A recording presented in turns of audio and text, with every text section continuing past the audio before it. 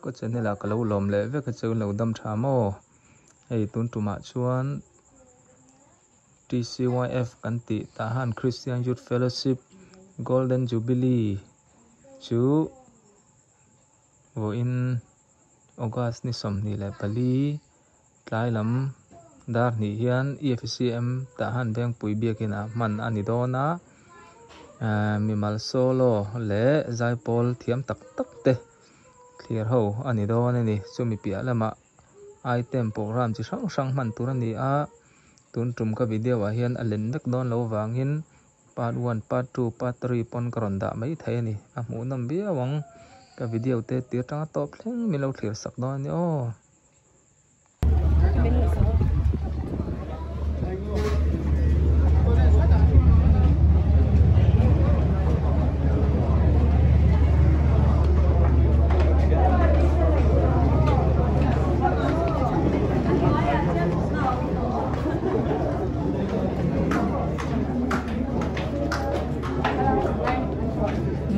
chung lama kan leng to lawa an noi lama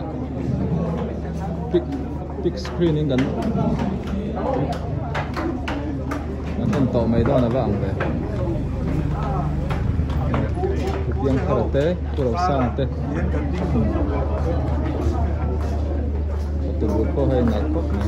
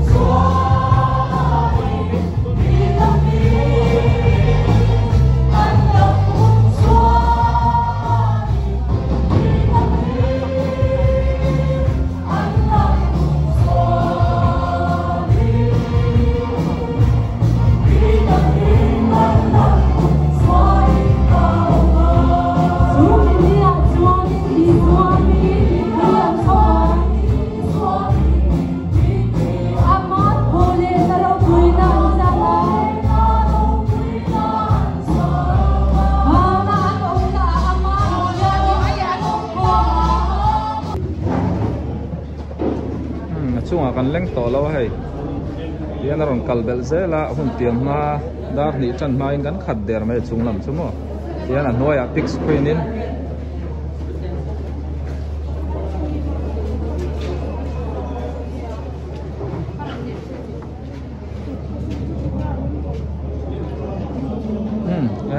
ai no thai zela ne noi la ma po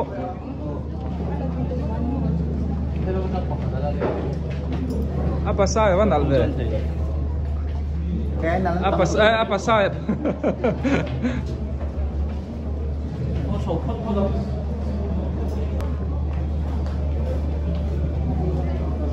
hey kor lauzor tu te pon hel thani engzang e oh hay bar masing khasanga nya tlom pop mai hey mulla deu tang po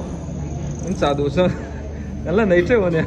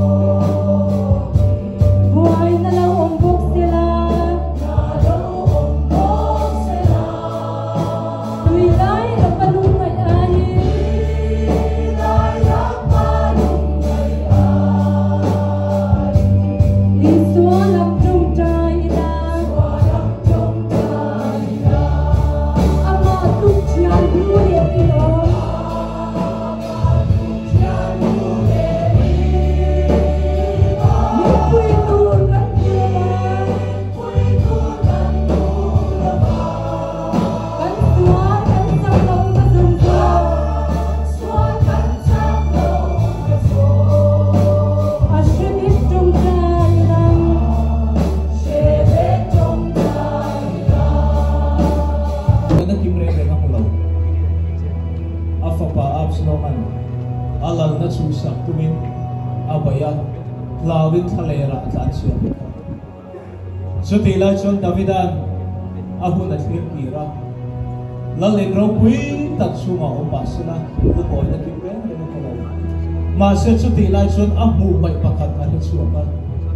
susulal pa chan nani atana lal pa chan nani dihian lal Davidan law suya he minumra mahian lal pa chan na bu in ring suila chon ka chaw to tulati una teo kan se na khove lai chon chaw pui tu hi pan tam tak Masa cuti kar lalpa chana voinia kan lamu thai kan sablo chanani itan lalpa chani katan pok lalpa chani katan lalpa cha tin lalpa isoi moi le miam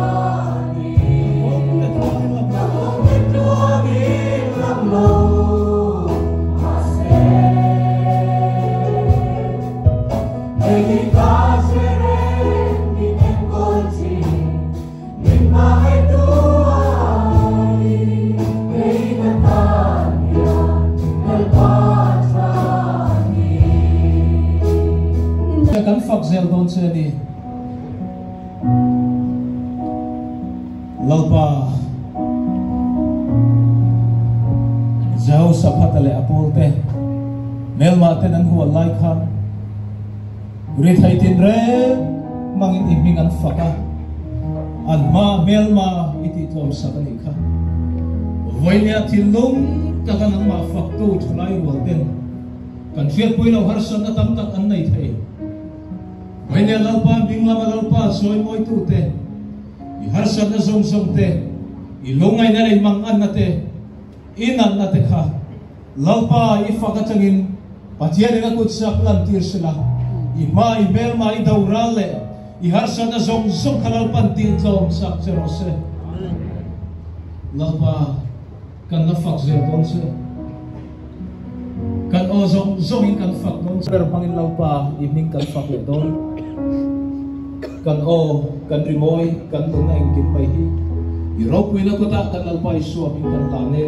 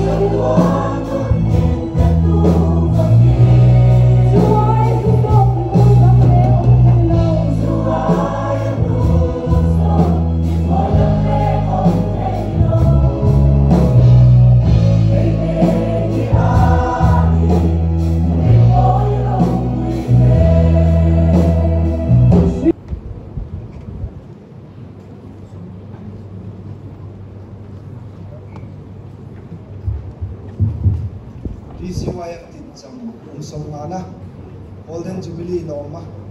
mang thei turamin kai huai tu galal pa pathian chu fakin ong se amen pathian tu lo ngai thang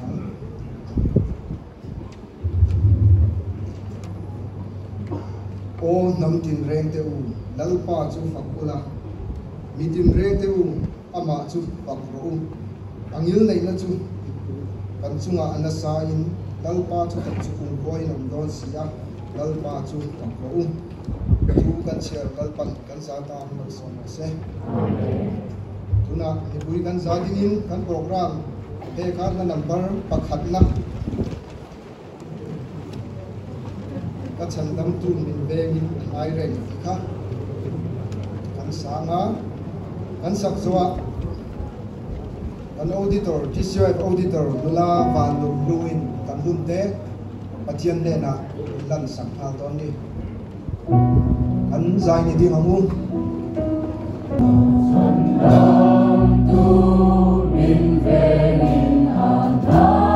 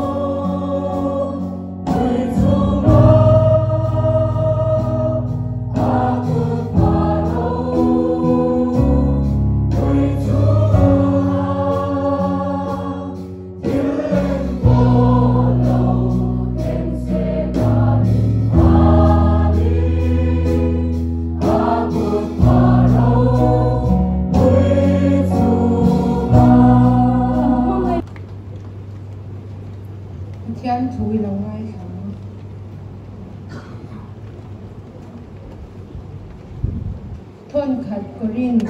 bung riat chang ruk ke ni tan ero chuan pathian pakhat chau ama de na changin engkim ma chuaka ke ni po ama ta na kan ni nel pa pakhat chau boka ama awalin engkim ma ke ni po ama awal boka kan ni lel pan na thu mal som se amen chong chayang olel pa kan pathian boina ikau shan hote nang ma faka chol moi thei tur hun cham pe ka wangin kan lo me olel pa tu na hian TCYF kum som nga din cham lom na hun kan hang do ni ya lel pa nang kan singa lo tel la TCYF din tira changa bo in thenga min kai choi ba ko yan lo to kan chil bak che ni hun lo kan le je thura ko lel pa ikau shan hote tum hun khat ro hun khat khera mun khata tirong kan boze theinan mi chai ku yang che bo in kanin khom na atir achanga to khenga ino pui turin kanel paiso Krista men kanon dile amen